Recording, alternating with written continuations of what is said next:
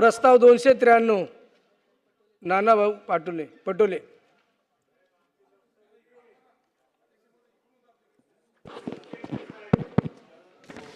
अध्यक्ष महाराज, 293 अन्वये मी महत्त्वाच्या विषयावर विरोधी पक्षाकडून आलेल्या प्रस्तावावर चर्चा करायला आणि सरकारला महाराष्ट्रामध्ये शेतकऱ्यांच्या ज्या आत्महत्या होतात आहेत, बेरोजगारांच्या आत्महत्या होतात आहेत, कामगारांच्या आत्महत्या होतात आहेत, निरपराधावर कारवाई करण्याचं काम या महाराष्ट्रामध्ये चाललेलं आहे। त्या पद्धतीच्या सूचना आणि त्याच्यामध्ये सुधार यावा हे मांडण्यासाठी मी अध्यक्ष महोदय या ठिकाणी उभा आहे। अध्यक्ष महाराज, शेतकऱ्यांच्या व्यथा इतक्या भयानक आहे की त्याला आता आवाळच फाटल्यासारखी परिस्थिती आज महाराष्ट्रामध्ये झालेली आहे। अध्यक्ष महाराज, काल आपण पाहिलं असेल की आमचे नेते राहुल गांधीजींनी जे सरकारने आकडे जे जाहीर केले, 767 शेतकऱ्यांच्या आत्महत्या ज्या झालेल्या आहेत महाराष्ट्रामध्ये गेल्या 3 महिन्यात, त्याबद्दलचं एक ट्विट केलं आणि त्याच्यावर भाजपच्याच लोकांनी त्याच्यावर प्रत्युत्तर दिलं की तुम्ही कर्नाटकमध्ये बघा, बाकीच्या राज्यात बघा, त्याच्यापेक्षा महाराष्ट्र चांगला आहे। अशा पद्धतीची भूमिका त्या ठिकाणी मांडताना आपण पाहिलं। अध्यक्ष महाराज, शेतकरी कर्नाटकचा असो, शेतकरी उत्तर प्रदेशचा असो की महाराष्ट्राचा असो की राज्यातल्या कुठल्याही भागातला असो, देशातल्या कुठल्याही भागाचा असो, पण हा अन्नदाता आहे। अध्यक्ष महाराज, आणि अन्नदात्याच्या व्यथेबद्दल जेव्हा भूमिका कोणी मांडतात तर याचा आणि त्याचा हा भाग वेगळा होत नाही। अध्यक्ष, पण महाराष्ट्र हा वेगळं असं राज्य आहे की आपण छत्रपती शिवाजी महाराजांचा वारसा चालवतोय। अध्यक्ष महाराज, महात्मा ज्योतिबा फुल्यांचा वारसा चालवतोय। अध्यक्ष महाराज, आपण शेतकऱ्याचं आसूड पुस्तक भुजबळ साहेब महात्मा ज्योतिबा फुल्यांनीच लिहिलं। शेतकऱ्यावर होणाऱ्या अन्यायाच्या भावाचा आवाज पहिल्यांदा खऱ्या अर्थानं या देशामध्ये कोणी उचलला असेल तर महात्मा ज्योतिबा फुल्यांनीच उचललं। त्यांच्या व्यथा त्यांनी मांडल्यात। पण अध्यक्ष महाराज, ज्या महाराष्ट्रानं पूर्ण देशाला दिशा देण्याचं काम केलं, त्या महाराष्ट्रामध्ये शेतकऱ्यांच्या आत्महत्या वाढत चालल्या असतील तर याला हे कोणालाही भूषणावर राहू शकत नाही, हे तुम्ही आम्ही सगळ्यांनी मान्य केलं पाहिजे।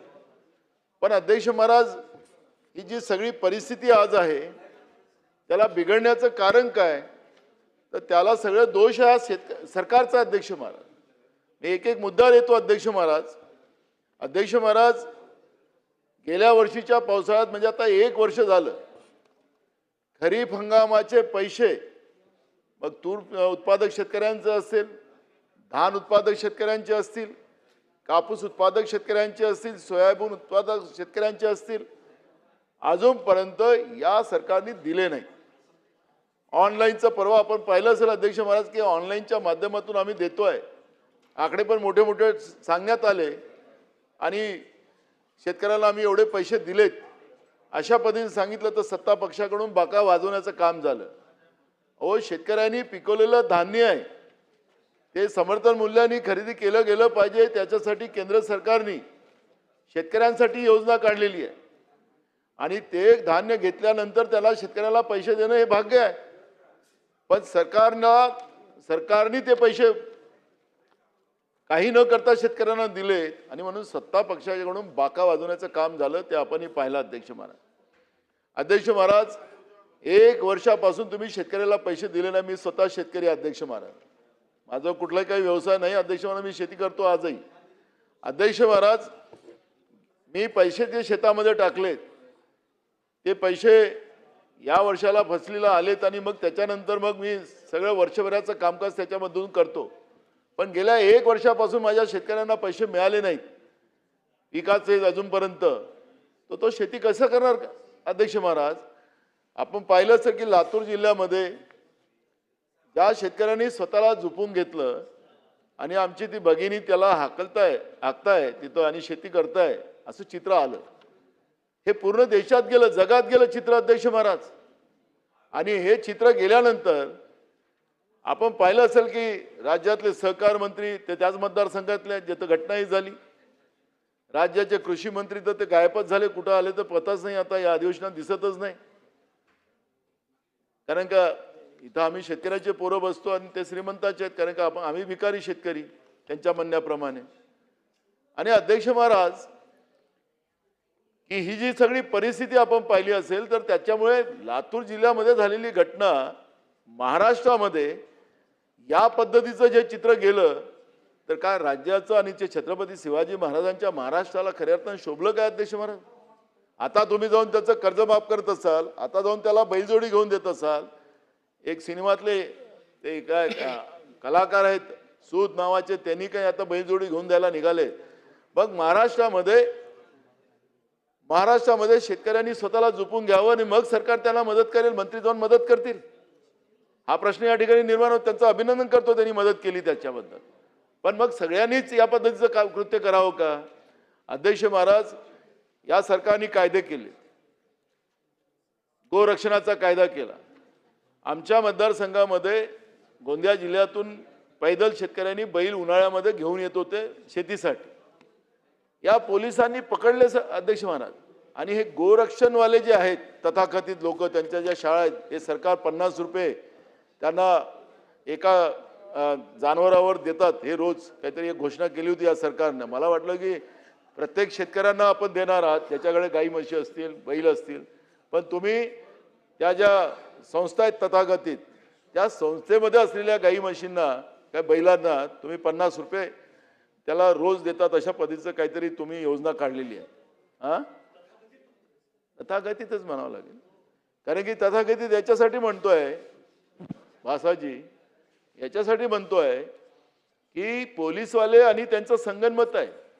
शेतकरी आपले बैल पैदल आणतायत, त्यांच्याजवळ सगळे पासेस आहेत, सगळं असताना सुद्धा पोलीसवाल्यांनी त्यांचे बैल जप्त केलेत आणि जप्त करून त्या तथाकथित गोरक्षणवाले जे आहेत त्यांच्या तिथं ते बैल पाठवलेत.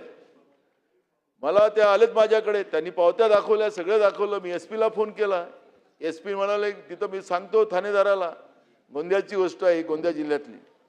मग त्यांनी सांगितलं मी वापस करून देतो. तो तिथं गेल्यानंतर पोलीसवाले गेलेत, त्या पोलीसवाल्यांना सांगितलं, त्या गोरक्षणवाल्यांनी तथाकथितवाल्यांनी त्यांनी सांगितलं की आम्ही देणार नाही. तो कोर्टात गेला, खालच्या कोर्टाने सांगितलं की यांचं द्या यांना वापस, हे सगळे कागदपत्र आहेत. तो हायकोर्टात गेला, पोलिसाचा ऐकायला तयार नाही. म्हणजे सांगायचं तात्पर्य असं की तिथं गाई ते बैलच राहिले नाही, ते परस्पर विकून टाकलेत त्यानं. तथागतीत शब्द मुद्दाम मी जाणून पुन्हा बोलतोय की हे तथागतीत तुमचे गोरक्षणवाले हे कशा पद्धतीचा धंदा करतात आहेत, शेतकऱ्याला कसं लुटतात आहेत. शेतकऱ्यांच्या आत्महत्येचे कारण मी तुम्हाला मुद्दाम मोजतोय आणि तुम्हाला सुधारणा कसं करावं लागेल त्याच्यावर तर तुम्हाला उपाययोजना करावं लागेल. ह्या आरोप प्रत्यारोपाचा वेळ नाही. काल जे घटना झाली लातूर जिल्ह्यामध्ये, हे कोणालाही भूषणावर राहू शकत नाही. पण ज्या पद्धतीनं या राज्यामध्ये शेतकऱ्याला लुबाडलं जाते, ज्या पद्धतीनं त्याची चेष्टा केली जाते, मी तुम्हाला सांगतो की मी शेतकऱ्यावर जिथं अन्याय झाला त्या अन्यायाचा आवाज उचलला. वेळ आली तर खासदारकी सोडली, हा नाना पटोले. खुर्चीची ही लढाई नाही, पण महाराष्ट्रामध्ये शेतकऱ्याचा अपमान सरकार करेल, सरकारमध्ये बसलेली लोक करतील, हे कदापि सहन केलं जाऊ शकत नाही. आणि म्हणून मी त्या दिवशी केलेली घटना ते मला काही आवडली नाही, मला ते आवडणारही पण नाही, ते कारण माझं ते काम नव्हतं. पण शेतकऱ्यांच्या भावना मला मांडायच्या होत्या, सरकार ऐकलं पाहिजे म्हणून इथं चर्चा आली. आणि ही चर्चा आली आणि या चर्चेला काल आपण पाहिलं असेल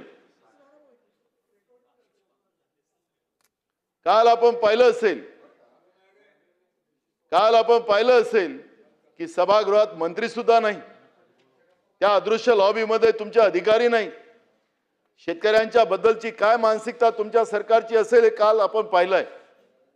आणि म्हणून मी आपल्याला सांगतो की शेतकऱ्यांच्या भावना समजल्या तरी पाहिजेत, सांगायसाठी आम्ही उभं आहोत. आणि आम्ही काय विरोधक नाही आहोत, इथं आपण त्यांना न्याय देण्यासाठी हे सभागृह आहे.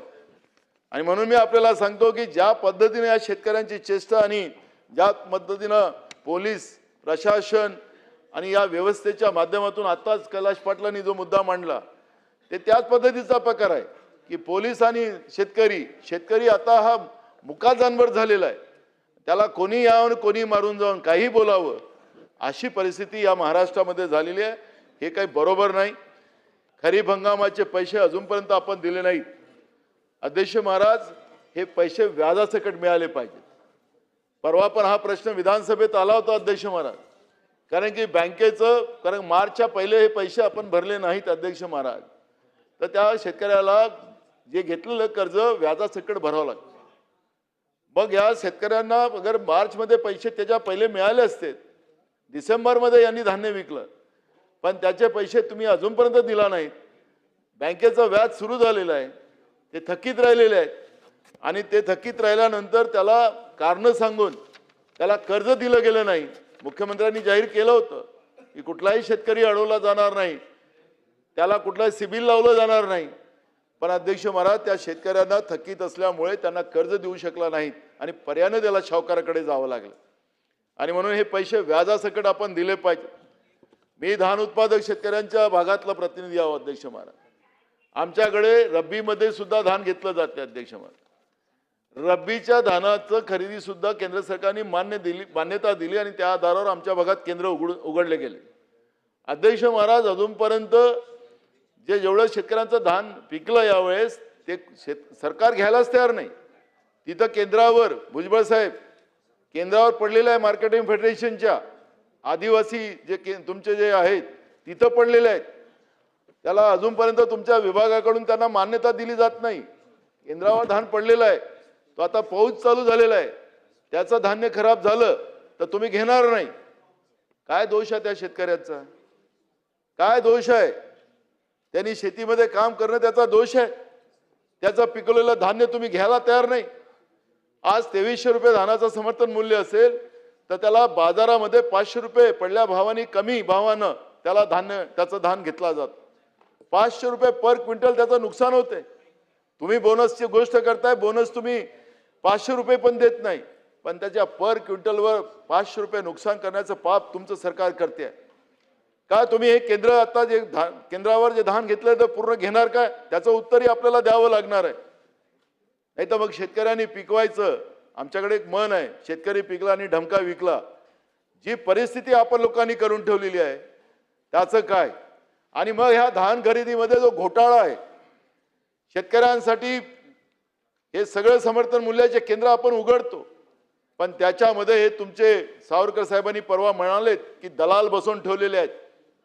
या दलालांसाठी तुम्ही हे खरेदी करताय. दलाल हे प्रत्येक आपल्या पद्धतीनं केंद्रावरचे धान घेऊन टाकतात, त्याला मिलिंगसाठी देतात. आपण मागच्या अधिवेशनामध्ये तुमच्याकडे तुम्ही नव्हतात त्यावेळेस, भुजबळ साहेब मंत्री, त्यांच्याकडे खातं होतं अजितदादांकडे. अजितदादांनी सांगितलं होतं की आम्ही चौकशी करू गडचिरोलीच्या जिल्ह्याच्या बाबत. त्याची स्पेसिफिक माहिती आम्ही दिली आणि चौकशी करून मग कारवाई करून तुमची मीटिंग लावू. मीटिंगचं मला एक पत्र आलं की या तारखेला मीटिंग आहे. मग आमच्या इकडे पण व्यापारी आहेत ना तुमच्या पक्षामध्ये काही गोंदियातले, त्यांनी काहीतरी प्रेशर केला म्हणाले. माननीय मुख्यमंत्र्याकडे काही अजून नवीन उद्योगपती आता घुसले तिकडे, त्यांनी जाऊन काहीतरी सांगितलं आणि ते मीटिंग रद्द केली. का मीटिंग रद्द केली आपण लोकांनी? काय वस्तुस्थिती पुढे येऊ दिली नाही? गडचिरोलीमध्ये आपण पाहिलं असेल की मोठ्या प्रमाणात सायकल चालते. ते तुमच्या पीडीएस मध्ये जे तांदूळ येतो ना, ते पीडीएसचा तांदूळ हे शेतकऱ्यांनी पिकवलेला तांदळाचा नसतो, हे आपण घेतलेल्या धानाचा नसतो. कुठेतरी आंध्र प्रदेश, कुठून तरी आपल्याला सगळी माहिती आहे.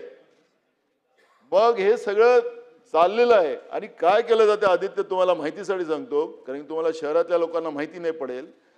हे जे आपण गरिबांना जे तांदूळ आपण देतो कंट्रोलच्या दुकानात, हे तांदूळ जे आहे सायकलिंग केलं जाते. सायकलिंग म्हणजे तेच तांदूळ वापस जाते, तोच तांदूळ पुन्हा वापस येते, तिला सायकलिंग म्हणतात त्यांच्या भाषेमध्ये.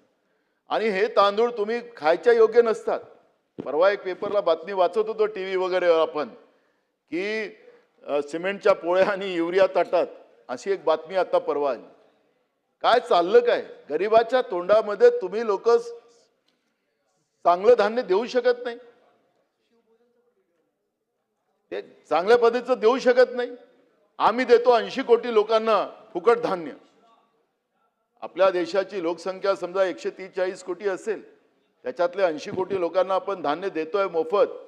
म्हणजे आपली स्थिती काय त्याच्यावरून आपल्याला जगाच्या पाठीवर कळतंय की आपण 80% लोक, 80 करोड लोक आपल्या देशामध्ये आजही आपल्याला त्याला फुकट धान्य द्यावं लागतंय. आपण विश्वगुरू व्हायला निघालो तर आपली परिस्थिती काय त्याच्यातून स्पष्ट होते. पण जे गरिबांना धान्य आम्ही देतोय ते व्यापाऱ्यांच्या घशामध्ये सगळेच्या सगळं मलिंदा टाकायचा आणि मलिंदा टाकून त्या व्यापाऱ्याच्या फायद्यासाठी आम्ही ही योजना चालवतो काय, हा प्रश्न या निमित्ताने या ठिकाणी उभा झालेला आहे. भुजबळ साहेब, आपल्याला उत्तर द्यायचं या प्रकरणाचं की गडचिरोलीमध्ये चाललेल्या या धान घोटाळ्याची, कारण की आपण काही लोकांवर कारवाई केली पण ते जुने प्रकरण काढले, त्यांचे पोहा मिलाचे होते. जे मी तक्रार केली होती त्याच्यावरचं तुम्ही लक्ष घातलं नाही दादांनी, आणि त्याच्यामुळे या सगळ्या प्रकरणाची चौकशी आणि कारवाई ही मी मागतच राहणार आहे. मी कागद दिलेले आहेत, तुम्हाला कागद पाहिजे तर अजून कागद देणार, पण पिच्छा सोडणार नाही. अशा शेतकऱ्यांच्या नावानं शेतकऱ्याच्या टाळूवरचं लोणी खाणाऱ्या माणसाला वाचवलं जात असेल आणि वाचवणारा जो कोणी अधिकारी असेल, तुमच्या विभागातल्या अधिकाऱ्यांचे खालच्या डेस्क ऑफिसर पासूनच्या सगळ्यांचे नावं आमच्या त्या गडचिरोली जिल्ह्यात पाठ आहेत. सेक्रेटरी लेवलवर, मंत्री काय या लेवलवर नावं माहीत असतात, पण खाली डेस्क ऑफिसर पासून नावं माहिती आहेत तुमच्या आमच्या त्या गडचिरोली जिल्ह्यात. म्हणजे तुमचा भ्रष्टाचाराची पाळंमुळं मंत्रालयात तुमच्या डेस्क ऑफिसरपर्यंत पोहोचलेले आहेत, उपसचिव पासून खाली सगळ्यापर्यंत. त्यामुळे मी त्याची जाणीव करून देतोय. आता आपल्याकडे खूप दिवसानंतर खातं आलं, त्याच्यामुळे तेवढं माहितीसाठी ठेवा. तर हा धान खरेदी घोटाळ्याच्या बाबतची भूमिका, कारण की मी शेतकऱ्यांच्या आत्महत्येच्या या प्रकरणामध्ये हे सगळ्या गोष्टी येतात म्हणून त्याच्यावरचा उल्लेख करतोय. तुम्ही सांगितलं की बोनस आम्ही देऊ. आपण आता बोनस द्यायला सुरुवात केली, मोठे मोठे बोर्ड लावले तिकडे की 20,000 रुपये हेक्टरी आम्ही शेतकऱ्यांना बोनस देतोय. तुम्ही सांगितलं होतं की सरसकट देऊ. तुम्ही आमच्या बरोबर मंत्री होतात आमचं सरकार असताना उद्धव ठाकरे साहेबांचं, त्यावेळेस आपण सरसकट बोनस दिला होता 700 रुपये पर क्विंटल. तुम्ही 20,000 रुपये क्विंटल 20,000 हेक्टरीच्या हिशोबाने तुम्ही आता घोषणा केली. तुम्ही 400-450 रुपयेपर्यंत देते, 700 रुपये पडत नाही. ते आता तर वाढायला पाहिजे होतं सगळ्या गोष्टीला, पण हेही पण आपण सरसकट देत नाही आहे. हे आपण काय केलं, हे आता तरी ज्यांनी केंद्रावर धान विकला त्या शेतकऱ्यांना आता त्यांना आता तुम्ही बोनस देतात, म्हणजे तिथेही शेतकऱ्यांची फसवणूक आपण केली. त्याचंही उत्तर आपल्याला द्यावं लागेल की हे सरसकट घोषणा केलेली होती. पहिले 25,000ची केली होती हेक्टरी, आता 20,000 हेक्टरी केलं. तर हे सरसकट आपण देणार का, ते पण मला या उत्तरामध्ये मला पाहिजे आहे. महाराष्ट्रामध्ये अवकाळी पावसामुळे मोठ्या प्रमाणात शेतकऱ्यांचं या वर्षाला नुकसान झालेलं आहे. गेल्या वर्षाचे पैसे आपण दिले नाहीत, गेल्या वर्षाचे अवकाळी पावसाचे पैसे आपण दिले नाहीत, आणि या वर्षाला पूर्ण वर्षभर या वर्षी अवकाळी पाऊस पडत राहिला. शेतकऱ्यांच्या तोंडातला घास या अवकाळी पावसामुळे जात राहिला. आसमानी संकट वेगळं आणि शासनाचं सुलतानी संकट वेगळं. मी सुलतानी संकट याच्यासाठी शासनाचं सांगतोय की ज्या ज्या वेळेस अवकाळी पाऊस पडला आणि शेतकऱ्यांची पिकं नाहीशी झाली, त्या पिकांमध्ये तुमच्या तहसीलदारला जेव्हा सांगितलं की जाऊन तू पंचनामा कर, तर तो पंचनामा करायला तयार नाही, कारण की मला वरतून आदेश नाही. आपण सांगणार आहे तुमच्या उत्तरामध्ये की आमचे स्टँडिंग ऑर्डर आहेत, आमचे स्टँडिंग आदेश आहेत, आणि त्या आदेशाप्रमाणे सगळी आम्ही कारवाई करायला सांगितलेली आहे. शेतकऱ्यांचे वेळेवर पंचनामे केले गेले नाही. एका जिल्ह्यामध्ये आमचे कृषी मंत्री गेलेत, या नाशिक जिल्ह्यातच आता भुजबळ साहेब गेलेत. नाशिक जिल्ह्यामध्ये कृषी मंत्री गेलेत कारण की ते नाशिक जिल्ह्याचे आहेत. ते अवकाळी पाऊस पडल्यानंतर काही दिवसानंतर गेले, जिथपर्यंत शेतकऱ्यांनी ते सगळं शेतीतलं आपला कचरा सगळं साफ केलं आणि दुसऱ्या शेतीची तयारी करत होते, त्यावेळेस हे गेले तर का मी आता या ढेपलांची पाहणी करू. अरे ज्यावेळेस पाऊस पडला, ज्यावेळेस अवकाळी पाऊस पडला, त्यावेळेस शेतकऱ्यांचं जे नुकसान झालं आणि त्या नुकसानाचं पाहणी करायचं तात्काळ केली पाहिजे. तुम्ही उशिरा जाणार आणि म्हणा आता ढेपलाची पाहणी करू. अरे किती जखमावर मीठ चोळणार शेतकऱ्यांच्या तुम्ही, काही मर्यादा आहेत की नाही माहीत. आणि म्हणून मी तुम्हाला सांगतो की शासनाचं धोरण असेल, पण ते धोरण फक्त कागदावर असेल तर त्याचा उपयोग नाही. आणि म्हणून नैसर्गिक आपत्तीत वेळेवर शेतकऱ्यांच्या शेतीमध्ये तुमच्या अधिकाऱ्यांनी जाऊन पंचनामा देऊन करून तातडीनं शासनाने सरकार शेतकऱ्यांना मदत केली पाहिजे, ही भूमिका सुद्धा मी या ठिकाणी मी मांडतो अध्यक्ष महाराज. आणि म्हणून अवकाळी पावसाचे झालेले नुकसानचे पंचनामे आणि जी माहिती आपल्याकडे पडलेली आहे हे पैसे आपण केव्हा देणार हा प्रश्न या ठिकाणी निर्माण झाला आणि तातडीनं पैसे आपण द्यावेत ही मागणी मी या ठिकाणी करतोय. अध्यक्ष, मला दूध उत्पादकांचा तर वेगळा हाल आहे. आज दुधाचे भाव 30 रुपये लिटर आहे अध्यक्ष मला, आणि या 30 रुपये लिटरचा दुधाचा भाव जो आहे, आज दूध तयार करायला लागणारा त्याला खाद्य जे आहे दुधारू जनावरांना ते सगळं महाग झालेलं आहे. कुक्कुस असेल, ढेप असेल, सरकी असेल, त्याला लागणारा चारा असेल, हे सगळं महाग झालं अध्यक्ष मला. आणि म्हणून दुधाचे भाव, विखे पाटील, दुधाचे भाव हे वाढवले गेले पाहिजेत. आपण मंत्रिमंडळात आपल्याला याचा अभ्यास जास्त आहे दुधाचा, कारण की आजूबाजूला दोन्ही संघ आपले दुधाचे मजबूत आहेत. त्यामुळे दुधाचे भाव हे कमीत कमी 50 रुपये लिटर तरी आपण केले पाहिजे. आणि पाण्याची बॉटलच 50 रुपयाची आहे, तर दुधाचे भाव 50 रुपये केले तर काय फरक पडणार आहे. आता दुधापेक्षा पाणी महाग असेल आणि तुमचं सरकार हे जे आता तीन त्रिकुट नाही म्हणणार मी, पण 3 मुंडीचं जे सरकार आहे ते ह्या 3 मुंडीच्या सरकारचा असर त्याच्यामध्ये पडला पाहिजे. शेतकऱ्यांना 50 रुपये लिटरचा भाव तरी दुधाला मिळाला पाहिजे, जेणेकरून आपल्याला आत्महत्या शेतकऱ्यांच्या थांबवण्यासाठी उपयोग पडेल. एवढी मागणी मी या ठिकाणी करतो आहे. अध्यक्ष महाराज, आम्ही शेतकऱ्यांना खूप दिलं असे आकडे आता उत्तरात येतील असं त्याच्यामध्ये मला शंका राहणार नाही. पण काय दिलं तुम्ही आणि शेतकऱ्याकडून काय घेतलं? आता शेतकऱ्यांकडून तुम्ही काय घेता, कारण तुम्ही दिलेलं सांगणार आहात, त्याच्यामुळे मी काय घेतात त्याच्यावरचं मी या ठिकाणी थोडक्यात माहिती मांडतो.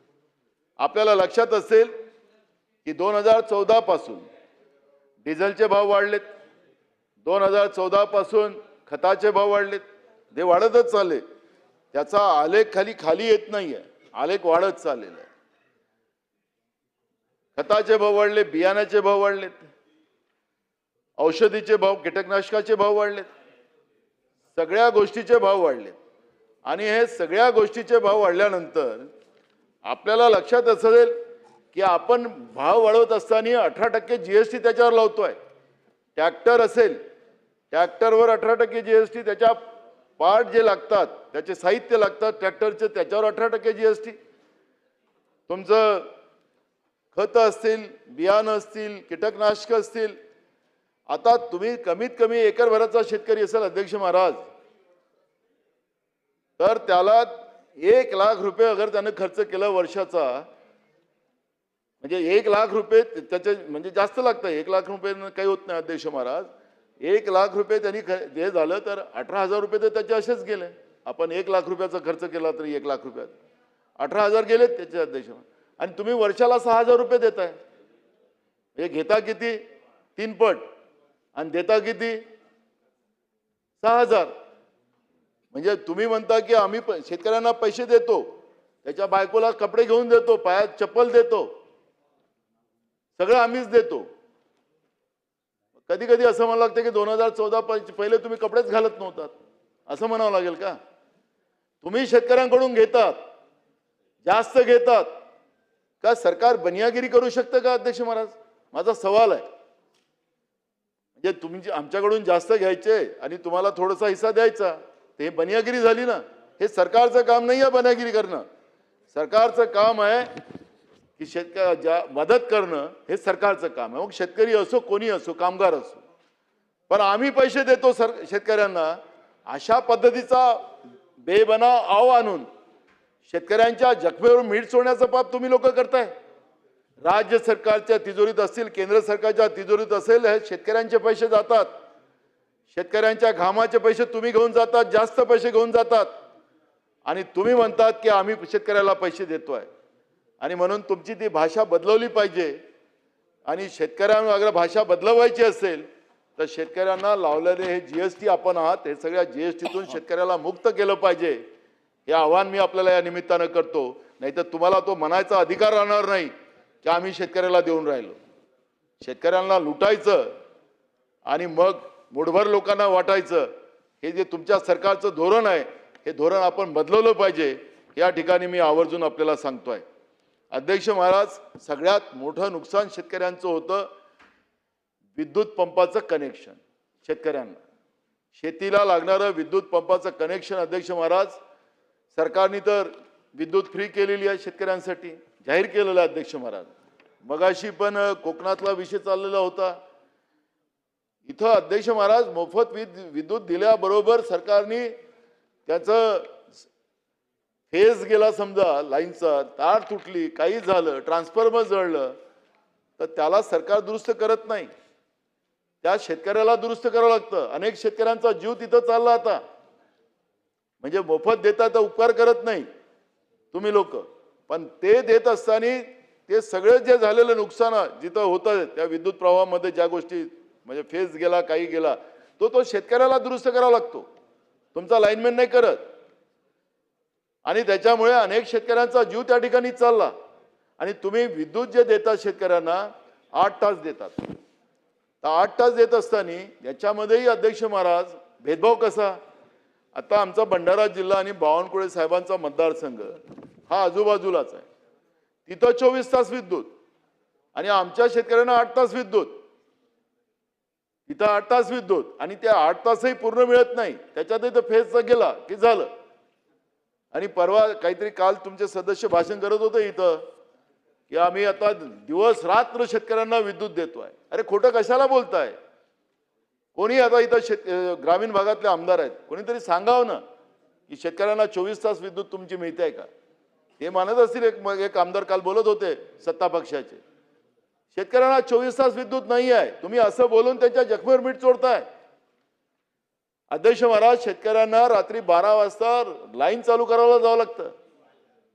साप असेल, विंचू असतील, जंगली जनावर असतील, याच्यातून ते कसं तरी मार्ग काढतात, रात्र जगतात. शेतकऱ्यांच्या तब्येती खराब व्हायला लागल्यात. पण तुम्ही लाईनच्या व्यवस्थेमध्ये सुधार केला पाहिजे. आणि अध्यक्ष महाराज मी तुम्हाला सांगतो की या सरकारने शेतकऱ्यांना शेती पंपाचं कनेक्शन इलेक्ट्रिकचं देणं बंद केलं. आता हे सौर ऊर्जा देतात आहे. काल आमचे विजय वडेट्टीवार सांगत होते त्याप्रमाणे अध्यक्ष महाराज आमच्याकडे धानपट्ट्यामध्ये हे सौर ऊर्जेचे पंपाचं काही काम नाही. आता जेवढे लावले होते ते सगळे उडून गेले. आता हे कनेक्शन देत नाही इलेक्ट्रिकचं, त्यामुळे नाईलाजानं शेतकऱ्यांना हे सौर ऊर्जा घ्यावं लागत आहे, पण ते काही उपयोगी ठरत नाही. पण 48,000 राज्यातल्या शेतकऱ्यांनी सौर ऊर्जेच्या पंपाचे पैसे भरून ठेवलेले आहेत. कालच तुमचे सत्ता पक्षाचे आमदार ज्येष्ठ सुधीर मुनगंटीवार अर्धा तासाच्या चर्चेमध्ये बोलत होते. 48,000 शेतकऱ्यांचे पंप तुम्ही सौर ऊर्जेचे कनेक्शन दिले नाहीत, गेल्या 7 महिन्यापासून दिले नाहीत. 20-20 हजार रुपये शेतकऱ्यांनी भरून ठेवलेले आहेत. काय चेष्टा करायला लागले तुम्ही. तुमचे सत्ता पक्षाचे ज्येष्ठ आमदार मंत्री सुधीर मुनगंटीवार या सभागृहात बोलतात आहेत, तरी या सरकारला लाज वाटत नाही. आम्ही तर आरोप करतोय असं तुमचं म्हणणं आहे, पण तुमचे आमदार तुमचे माजी मंत्री या सभागृहात सांगतात आणि तरी सुद्धा तुम्ही सौर ऊर्जाचं हे करताय. कशासाठी करताय सौर ऊर्जा. कोण आहेत हे लोक, किती कमिशन खाताय तुम्ही त्यांच्याकडून. द्या ना कोणाला सौर ऊर्जा, सांगा ना. तुमच्या इथं लावा विधान भवनावर सौर ऊर्जा, मंत्रालयात लावा. पण शेतकऱ्यांना तुम्ही या पद्धतीची जबरदस्ती करायचा अधिकार काय तुम्हाला. शेतकरी काय चोर आहे, डाकू आहे. तो अन्नदाता आहे, तो तुमचा बाप आहे. त्याच्यावर अशा पद्धतीच्या चेष्टा करणं, त्याला प्रत्येक गोष्टीवर त्रासवणं हे काही बरोबर नाही. आणि म्हणून माझी मागणी या ठिकाणी आहे अध्यक्ष महाराज, मगाशी मी सांगितलं की आमच्याकडे 8 तास तेही मिळत नाही आणि बावनकुळेंच्या मतदारसंघामध्ये मंत्री महोदयांच्या मतदारसंघात 24 तास. अध्यक्ष महाराज एक नाव घेत नाही अध्यक्ष महाराज, वरच्या सभागृहाचे एक सन्माननीय सदस्य आहेत, त्यांनी गेल्या वर्षी आमच्या भागामध्ये जमीन घेतली अध्यक्ष महाराज.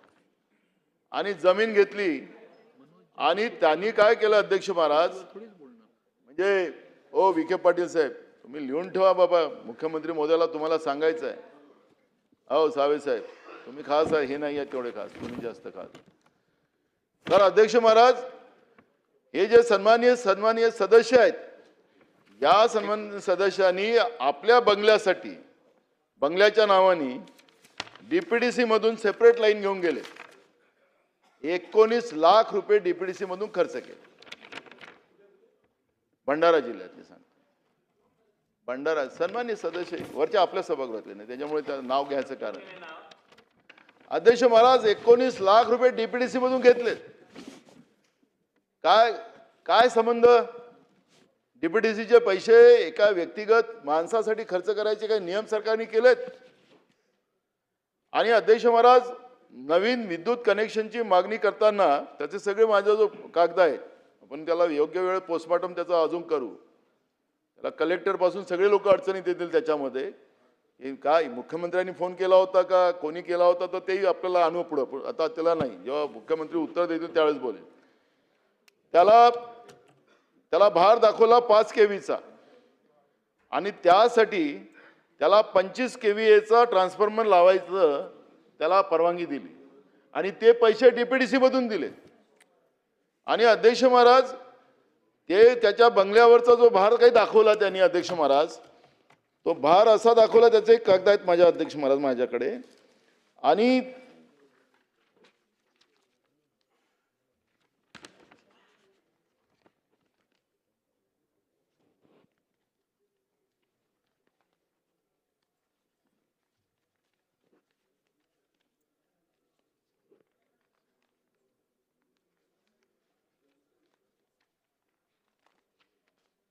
दाखवतो अध्यक्ष महाराज त्याची. अध्यक्ष महाराज त्याचा जो भार दाखवत असताना त्याचा 5 केव्हीचा भार त्यांनी बरोबर वाटणी करून दिली की त्याच्या घरी 2 AC, त्याच्यामध्ये कूलर, त्याच्यामध्ये फ्रीज, ते लाईट, या सगळ्याच्या गोष्टी करून त्यांनी 5 केव्हीचा त्याचा भार दाखवला. याच्यात आहे कागद अध्यक्ष महाराज. आणि दाखवून त्याला 25 केव्हीचा त्याला ट्रान्सफॉर्मर लावला. सेपरेट लाईन घेऊन गेले 7 किलोमीटर. त्यासाठी 7 किलोमीटर सेपरेट लाईन घेऊन गेले आणि त्या घराचं लाईन दाखवून तिथं त्यांनी आपल्या शेतीच्या शेती बोर केला आणि शेतीला त्याला कनेक्शन जोडलं. म्हणजे अध्यक्ष महाराज मग शेतकऱ्यांनी आता शेतीमध्ये झोपड्या बांधायच्या आणि मग त्या शेतीच्या झोपडीच्या नावाने त्यांना कनेक्शन द्यायचं. एक नवीन योजना काढली का सरकारनं? सरकारने नवीन योजना काढली काय? माझं त्यांना काय कनेक्शन दिलं याचा माझा विरोध नाही. माझं म्हणणं एवढंच आहे की तुम्ही संपूर्ण शेतकऱ्यांना जसं विशेष व्यवस्था तुम्ही तुमच्या आमदारांसाठी करतात सत्ता पक्षाच्या, तसं शेतकऱ्यांसाठी काही विशेष व्यवस्था आपण करणार का? हा माझा प्रश्न आहे. त्याला काय कनेक्शन दिलं मला विरोध नाही, पण माझा विरोध एवढा आहे, माझं म्हणणं असं आहे की तुम्ही शेतकऱ्यांना कनेक्शन देणार काय या पद्धतीचं? म्हणजे तुमचा आमदार आहे वॉशिंग मशीनमध्ये साफ झालेला, त्याच्यामुळे तुम्ही त्यांच्यासाठी व्यवस्था करू शकत असाल तर मग शेतकऱ्यांसाठी का नाही? शेतकरी काय तुमचा शेतकरी नाही आहे? शेतकऱ्याला हे सरकार मान्य करत नाही? शेतकऱ्यांचे आवाज ऐकण्याचं या सरकारला काही गरज नाही का? असे प्रश्न या ठिकाणी निर्माण झालेले आहेत. आणि म्हणून मी आपल्याला या निमित्ताने एवढंच सांगतो की शेतकऱ्यांच्या शेती पंपाला आपल्याला विद्युत कनेक्शन जे तुम्ही बंद केलेलं आहे ते पुन्हा त्यांना द्यावं आणि कमीत कमी 12 तास तरी लाईन शेतकऱ्यांच्या शेतामध्ये द्यावं, ही मागणी अध्यक्ष महाराज आपल्या वतीनं मी सरकारला करतोय. अध्यक्ष महाराज या ठिकाणी कर्जमाफीचा विषय आहे. अध्यक्ष महाराज शेतकऱ्यांचं कर्ज माफ करण्याची भूमिका माननीय मुख्यमंत्र्यांनी, जेव्हा तुम्हीच सत्तेत होतात, तुम्ही जेव्हा निवडणुकीमध्ये गेलात लोकांच्या समोर, त्यावेळेस त्यावेळेचे मुख्यमंत्री एकनाथ शिंदे आणि आताचे मुख्यमंत्री महोदय जोरात भाषण करत होते. आमचे मित्र तर सांगायचे तुमचा 7-12 कोरा कोरा कोरा कोरा कोरा असं. आता व्हिडिओ आहे अध्यक्ष महाराज माझं, पण ते बरोबर नाही. कोरा कोरा कोरा कोरा करेल असं मुख्यमंत्री महोदय सांगायचे. आता काय गरज आहे? आता काय थांबलेत तुम्ही? आमचं सरकार होतं, उद्धव ठाकरे साहेबांचं सरकार होतं, तर आम्ही पहिल्याच कॅबिनेटमध्ये तुमचं कर्ज माफ करण्याचं, शेतकऱ्यांचं कर्ज माफ करणं, यांचं नाही शेतकऱ्यांचं कर्ज माफ करण्याचं धोरण आम्ही केलं. तुम्हाला काय अडचण आहे? तुम्ही कशाला आता समितीचं नाव घेताय? का ना शेतकऱ्यांचं कर्ज माफ करत? अनिल अंबानीचं 48,000 कोटीचं कर्ज माफ केलं.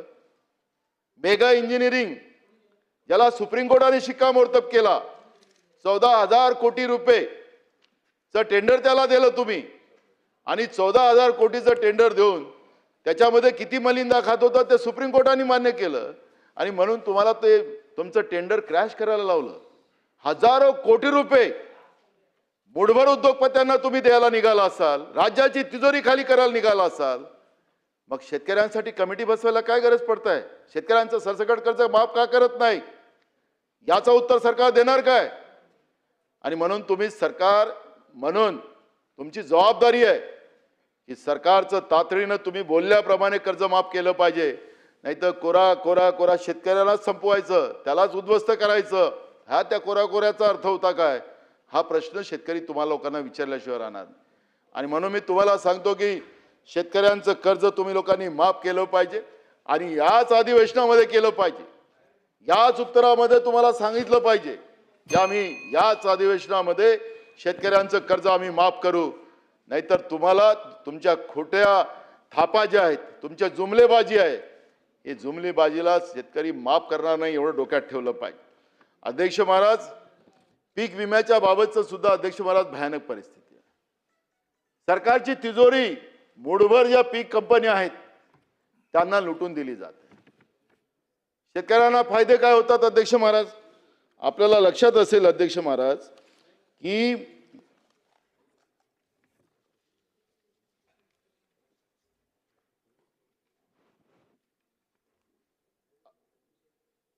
एकूण सहभागी शेतकरी या वर्षाला अध्यक्ष महाराज 11 लाख च्या वर शेतकऱ्यांनी सहभाग घेतला होता अध्यक्ष महाराज.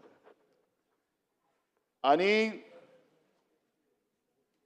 त्याला शेतकऱ्याकडून भरलेला विमा हप्ता अंदाजे 8,050 कोटी रुपये होता. अध्यक्ष महाराज, राज्य व केंद्र शासनाचा हिस्सा असा हा जवळपास 27,000 कोटी रुपये होते अध्यक्ष महाराज. एकूण विमा हप्ता शेतकरी शासन सुमारे 35,000 कोटी रुपये या विमा कंपन्यांना महाराष्ट्रातून म्हणजे सरकारच्या तिजोरीत म्हणजे जनतेच्याच खिशातले पैसे दिले गेले अध्यक्ष महाराज. शेतकऱ्यांना वितरित भरपाई अध्यक्ष महाराज आपण पाहिली असेल अध्यक्ष महाराज की जी मिळालेली आपण भरपाई दाखवतोय ती जवळपास 15,200 कोटी रुपये आहे. आणि जवळपास 19,800 कोटी ज्या आहेत त्या अध्यक्ष महाराज अपुरा परतावा म्हणजेच त्या कंपन्यांकडे आहे. म्हणजे कंपन्या प्रॉफिटमध्येच चालल्यात विखे पाटील साहेब. आणि आम्ही शेतकऱ्यांच्या नावानं या मूठभर कंपन्यांना पैसे देतोय. ते काही आपलं काही मॅच फिक्सिंग आहे का काय, त्याचं उत्तर आपण दिलं पाहिजे. आता हे दावे शेतकऱ्यांचे मंजूर होण्याचे प्रमाण जे आहे ते फार काही नाही आहेत. आपण पाहिलं असेल की प्रत्यक्ष दावे आणि ज्या पद्धतीनं कारणं सांगून शेतकऱ्यांचे प्रकरण त्यांचे दावे नाकारले कसे जातात त्याचाही अनुभव आपल्याला सगळ्यांना, कारण आपण सगळे ग्रामीण भागात मी त्या आकडेवारीत जाणार नाही. आपण आता 1 रुपयाची विमा पद्धती बंद करून टाकली. आता शेतकऱ्यांनी विमा काढायचा आता पुन्हा चालू केलंय. आता त्याच्यासाठी तुमचे मंत्री म्हणाले की भिकाऱ्यासारखी योजना होती, भिकाऱ्याला भीक घेत नाही 1 रुपयाचं, हे अमरावतीत म्हणालेत आपल्या सावरकर साहेब तिकडे. त्यामुळे तेही बंद आपण केली. अध्यक्ष महाराज, या सगळ्या परिस्थितीला आपण पाहिलं तर आता हे जे आता तुम्ही नवीन दर जे लागू केलेत विम्याचे, खरीप पिकांसाठी 2%, रब्बी पिके असतील तर त्याला 1.5%, बागायत पिकं असेल तर त्याला 5%. म्हणजे तुम्ही शेतकऱ्यांचे सगळे पैसे आता ह्या विमा कंपन्यांना लुटून द्यायचा निर्णय घेतलाय का, हा पण या ठिकाणी मुद्दा उपस्थित होतो आहे अध्यक्ष महाराज. आणि म्हणून मी आपल्याला या निमित्तानं सांगतोय की शासकीय आणि विमा कंपन्याचा सहभाग जो आहे 2016 पासून 8 वर्षात महाराष्ट्रात विमा हप्ता जमा 52,969 कोटी आणि परत दिलेली भरपाई जी आहे 36,350 कोटी. आणि त्याच्यातही आपण पाहिलं की 16,600 कोटी रुपयाचा फायदा त्या कंपन्यांना झालेला आहे. अध्यक्ष महाराज, हे पैसे मिळालेत कोणाला? तर आता नांदेड, बीड अशा जिल्ह्यांच्या कथा आपल्याला सगळ्यांना आता ऐकायला मिळतात. या सगळ्या कथेमध्ये आपल्याला एक गोष्ट पाहायला मिळते अध्यक्ष महाराज की उत्तर प्रदेशच्या शेतकऱ्यांना नांदेडमध्ये पीक विमा मिळाला. शासकीय जागेमध्ये विमा दाखवला जातोय. पण ज्या शेतकऱ्यांचं नुकसान होत आहे त्या शेतकऱ्यांना आपण पीक विमा देतच नाही. हे आकडे जे मी सांगतोय दिलेले पैशाचं सांगतोय, पण वास्तविक काय झालं? 40 मिनिटं झाली. हो द्या ना, काय साहेब आपल्या मागे पण आहेत. ते काय आहे? हा,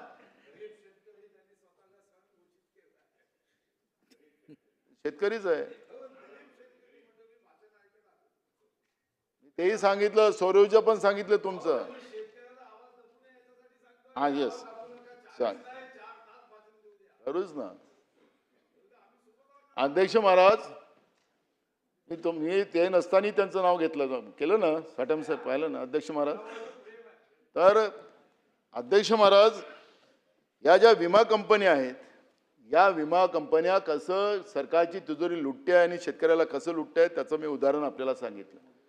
अध्यक्ष महाराज, मी अवकाळी पावसाचं मगाशी सांगत होतो. अध्यक्ष महाराज, अवकाळी पावसामुळे शेतपिकाचे मोठ्या प्रमाणात नुकसान झाले असून नुकसानीचे पंचनामे पूर्ण झाले आहेत असं सरकारचं म्हणणं आहे. अवकाळी पावसामुळे राज्यात 34,760 हेक्टर क्षेत्रावरील पिके बाधित झाली असून 82,999 शेतकऱ्यांचे नुकसान झालेले आहे. या नुकसानीपोटी राज्य सरकारने 100 कोटी रुपयाच्या मदतीचा प्रस्ताव तयार केलेला आहे. मदत आणि पुनर्विभागाची याच्याकडे ते गेलेलं आहे. अवकाळी पावसामुळे नागपूर विभागात सर्वाधिक नुकसान झालेले आहे. 10,095 हेक्टरवरील 26,287 शेतकऱ्यांचे नुकसान त्या ठिकाणी झालेले आहे. अध्यक्ष महाराज, या नुकसानपोटी सुमारे 27 कोटी रुपयाच्या मदतीचा प्रस्ताव तयार केलेला आहे. कोकणातही 3,188 हेक्टर क्षेत्र बाधित झालं आणि 9,259 शेतकरी नुकसानग्रस्त त्याच्यामध्ये आहेत. अध्यक्ष महाराज, पुणे महसूल विभागात 2,692 हेक्टर क्षेत्र बाधित झाले आणि 12,229 शेतकऱ्यांचं नुकसान त्या ठिकाणी मान्य केलेलं आहे. जवळपास 41 लाख रुपयाचा प्रस्ताव पडलेला आहे. अवकाळी पावसामुळे 34,760 हेक्टर क्षेत्रातील पिके बाधित झाल्याचे समोर आले असून 82,999 नुकसानग्रस्त शेतकऱ्यांना सुमारे 100 कोटी रुपयाची मदत देण्याचे प्रस्तावित. मला एक कळत नाही अध्यक्ष महाराज, हे जे नुकसानाचा जे प्रस्ताव आपण तयार करतो हे कुठला आधार घेतो? त्यांचे झालेल्या पिकांचं नुकसान जे असते त्या पिकाचं नुकसानाचं कुठल्या आधारावर, त्याला किती खर्च लागला, त्याचं पिकाचं उत्पन्न काय येणार होतं, त्याला 2 पैसे कसे मिळणार होते, पण त्याला कमीत कमी कसे पैसे मिळेल. आता मी एवढे आकडे वाचले, त्याला फक्त 100 कोटी रुपये तुमचे प्रस्तावित आहेत. हजारो कोटी रुपयाचं शेतकऱ्यांचं नुकसान झालं आणि त्याच्या मोबदल्यात त्याला 100 कोटी रुपये देणार, अजूनपर्यंत मिळाले नाही.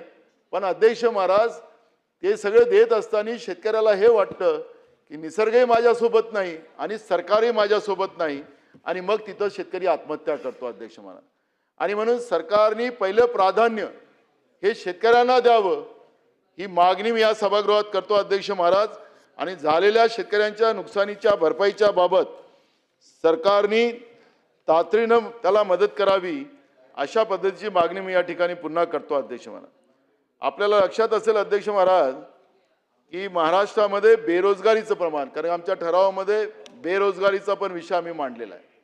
अध्यक्ष महाराज, बेरोजगारीचं प्रमाणही मोठ्या झपाट्याने महाराष्ट्रात वाढत आहे. महाराष्ट्राची आता ओळख हे बेरोजगारांचा महाराष्ट्र अशा पद्धतीची ओळख सुरू झाली. अध्यक्ष महाराज, आपण पाहिलं असेल की MPSCच्या परीक्षा आपण घेतो, आता क्लार्कच्या जागा ते MPSCच भरतात. अध्यक्ष महाराज, या ठिकाणी म्हणजे हजारो मुलं मुली परीक्षा देतात आणि परीक्षा झाल्या की ते कोर्टात प्रकरण चाललं जात. MPSC मध्ये जे काय आता सदस्य निवडले केलेत, त्यांची नावं आलीत, परवा पेपरला वाचत होतो, ते सगळेच्या सगळ्यांवर काही ना काही आरोप आहेत. आता हे सगळं तुम्ही जे या सुशिक्षित बेरोजगारांना ज्या पद्धतीने फसवताय, नोकरीचं आमिष दाखवून, जसं काही चिटफंड कंपन्या येतात पैसे डबल करणारे, तसं तुम्ही नोकरीचा आमिष दाखवून या पोरींना त्यांच्या शिकलेल्या मुलामुलींना फसवताय का? कोर्टात प्रकरण टाकायचं, त्यांचं ओव्हरहेड झालं की त्यांचा विषय संपला. त्यांची पिढीच्या पिढ्या बराबर करतात आहेत. आई वडील गावामध्ये काम करतात, हातावर कमवतात, खातात, आपल्या पोरांना शिकवतात, माझा पोरगा बाबू होईल, कुठेतरी साहेब होईल, कुठेतरी मोठ्या पदावर जाईल, हे स्वप्न बघतात शेतकऱ्यांचे मुलं मुली, गरिबांचे मुलं मुली. पण अध्यक्ष महाराज तिथं येऊन पहिल्यांदा हे मुलं तिथं पुण्यामध्ये आंदोलन करताना पाहतो आपण. MPSCच्या परीक्षेला आलेले मुलं मुली पुण्यामध्ये पावसामध्ये, मग पोलीस त्यांच्यावर लाठीमार करतो, त्यांच्यावर गुन्हे दाखल करतात. अहो, या पिढीला बर्बाद करायचा अधिकार तुम्हाला कोणी दिलेला आहे? तुम्ही नोकऱ्या देऊ शकत नाही सांगा, पण त्यांची चेष्टा तुम्ही करू नका, त्या तरुणांना तुम्ही फसवू नका, हे सुद्धा तुम्हाला या निमित्तानं सांगितलं पाहिजे. तुम्ही MPSCच्या जागा जेवढ्या काय पद्धतीने तुम्ही भरणार आहात, ते पद केव्हा भरणार, कुठल्या कुठल्या पद्धतीनं भरणार? पोलिसांचे पद तर मोठ्या प्रमाणात महाराष्ट्रात खाली आहेत, त्यालाही तुम्ही सांगतात की आम्ही 10,000 भरू, 20,000 भरू. अहो, तुमची तर परिस्थिती अशी आहे की आता परवाच्या दिवशी माझ्या मतदारसंघात जे ते पोलीस स्टेशन असतात तर चौक्या, त्या चौक्यांना कुलूप लावून टाकलं. मी विचारलं आमच्या ठाणेदाराला, काय तुम्ही कुलूप लावलं? तिथले लोक म्हणतात की पोलीस चौकीला कुलूप लागलं. ते म्हणाले, साहेब आमचा जो स्टाफ नाही. म्हणलं स्टाफ नाही? तर म्हणाले साहेब नाही आहे, तर VIP लोक येतात. आता जे आमदार आहेत त्यांना पण आजकाल तुम्ही Y+ सिक्युरिटी देऊन ठेवलेली आहे. आता झालं ना, तुम्ही जे पळवापळवी केली होती, हो तुमचा आदित्य ठाकरे, तुमची भीती होती का काय होती त्या लोकांना? आता ह्या सगळ्यांना तुम्ही Y+ सिक्युरिटी देऊन ठेवली होती. आता हे Y+ सिक्युरिटी त्यांना कशासाठी ठेवलेली आहे? अरे अजूनही आहे, अजूनही आमच्याकडे तर ते पोंग वाजवतच राहतात. लोक म्हणतात की हा कोणत्या पदावर आहे बाबा, असं ते चाललेलं आहे. हे कशासाठी चालू ठेवलेलं आहे? तुमच्याजवळ पहिलेच पोलीस कमी आहे, तुमच्याजवळ पहिलेच पोलीस कमी आहे, आणि तुमच्याजवळ डिझेल भरायलाही पैसे नाही आहेत आता पोलिसांच्या गाड्यामध्ये. मग हे जे तुमचं चाललेलं आहे VIP कल्चर, तुमचं सत्ता पक्षाच्या लोकांची जे गरमी चाललेली आहे, ते कशासाठी चाललेली आहे? तुमच्या आउटपोस्टमध्ये तुम्हाला कुलूप लावावं लागतं, तुमच्याजवळ स्टाफ नाही, आणि अशी परिस्थिती आहे. आणि तुमचं VIP कल्चर अजूनही चाललेलं आहे. ठेवा ना, प्रोटोकॉलचे लोक असतील त्यांना द्या काय असेल ते. आता ते तुमच्या सत्ता पक्षाचे आमदार शेळके मगाशी सांगत होते की त्याला मारण्याची धमकी दिली. त्यांनी प्रश्न उपस्थित केला होता मगाशी, सुनील शेळके. अहो, आता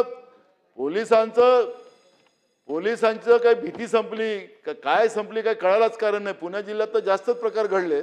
पण मला या निमित्तानं असं सांगायचं आहे की मी त्या कायदा सुव्यवस्थेवर बोलणार त्याच्यावर, पण अध्यक्ष महोदय, बेरोजगारांचाही प्रश्न हा महाराष्ट्रामध्ये ऐरणीवर आहे. कामगार मंत्री इथं बसलेले आहेत, कामगारांची पण व्यथा तीच आहे. कामगारांनाही फसवलं जात आहे, कामगारांनाही सुद्धा. आता तर तुम्ही कायदेच केले, कामगारांच्या बाजूने नाही मालकांच्या बाजूने कायदे केले. त्याच्यामुळे हातावर कमवणारा खाणारा कामगार, त्याची अवस्था फार भयानक आहे. आणि म्हणून मी आपल्याला या ठिकाणी, अध्यक्ष महोदय तुम्ही घंटी वाजवत आहे मगापासून, तुमचाही मान ठेवलाच पाहिजे. पण अध्यक्ष महाराज, मी या निमित्ताने एवढंच सांगतो, या राज्यामध्ये शेतकरी खुश नाही, शेतकरी अडचणीत. अध्यक्ष महाराज, या राज्यामध्ये बेरोजगारांची परिस्थिती वाईट आहे. या राज्यामध्ये हातावर कमवणाऱ्या खाणाऱ्या गरीब माणसाची परिस्थिती गंभीर आहे. त्याला मगाशी सांगत होतो मी, तांदूळ जो सुद्धा मिळतं कंट्रोलच्या दुकानात, तो पण खाण्यायोग्य नसतो. ते मूठभर त्यांचे दलाल जे आहेत, ते सावरकरांनी जो शब्द दलालाचा वापरला, त्या लोकांच्या घशात हे सरकार टाकतं आणि गरिबाच्या तोंडातला घास हिसकतं. अशी परिस्थिती आज या गरीब माणसाची पण आहे. आणि म्हणून या सगळ्या परिस्थितीला पाहिलं असेल अध्यक्ष महाराज, त्या सरकारचा जेवढा धिक्कार केला पाहिजे तेवढा कमी पडेल. आणि म्हणून महाराष्ट्रामध्ये पुढच्या काळामध्ये स्वतःला झोपून घेऊन शेतकऱ्याच्या बायकोला त्याला हाकलत लावावं लागत असेल, अशी स्थिती या महाराष्ट्रात होता कामा नये. याची जबाबदारी या सरकारने घ्यावी. हा छत्रपती शिवाजी महाराजांचा महाराष्ट्र आहे. या महाराष्ट्राचं या पद्धतीने शेतकऱ्यांची दशा असेल, बेरोजगारांची दशा असेल, गरिबांची दशा असेल, तर यांना छत्रपती शिवाजी महाराजांचं नाव घेण्याचे सुद्धा यांना लायकी नाही असं मी म्हणेल. आणि म्हणून या सगळ्या सुधार आपण कराव्यात. आणि त्याचं उत्तर फक्त उत्तरच फेकाफेकीचं नसलं पाहिजे. तुमच्या राज्यात असं आहे, या राज्यात तसं आहे, हे उत्तर नको. आम्हाला आमच्या राज्यात काय पाहिजे आणि आमचं राज्य कसं सगळ्या गोष्टी चांगलं होईल, या पद्धतीची भूमिका सरकारने मांडावी, एवढं या ठिकाणी मी आवर्जून सांगतोय. आणि हा काही चेष्टेचा आणि आरोप प्रत्यारोपाचा हा आमचा ठराव नव्हता. ही जी वस्तुस्थिती आज महाराष्ट्रामध्ये चाललेली आहे, त्या वस्तुस्थितीला मी या ठिकाणी मांडण्यासाठी उभा झालेलो अध्यक्ष महाराज, आपण मला बोलण्याची संधी दिली त्याबद्दल आपला धन्यवाद.